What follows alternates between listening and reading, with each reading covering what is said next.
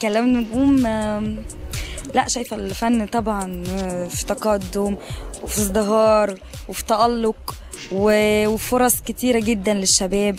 مسلسلات قد ايه ممتعة، مسلسلات قد ايه قوية، مسلسلات قد ايه بتمس المجتمع المصري دلوقتي.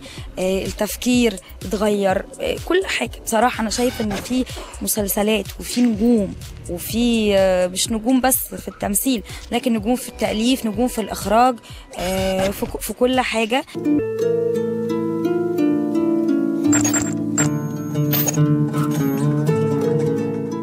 كلام نجوم، انا شايفه ان الشباب كلها بقت ابطال. شايفه ان المنتجين قدروا ان هم ما يعتمدوش على النجم، قدروا ان هم يعملوا مسلسلات للشباب بيع كويس جدا، مسلسلات ناجحه جدا.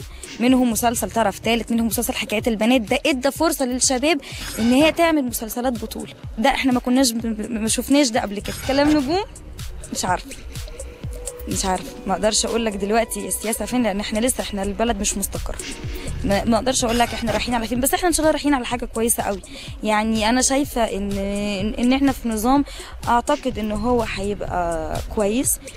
شايفه ان هو الفن زي ما احنا، مفيش حاجه اتغيرت، ولو كان في حاجه اتغيرت كانت اتغيرت من اول ما الرئيس مسك.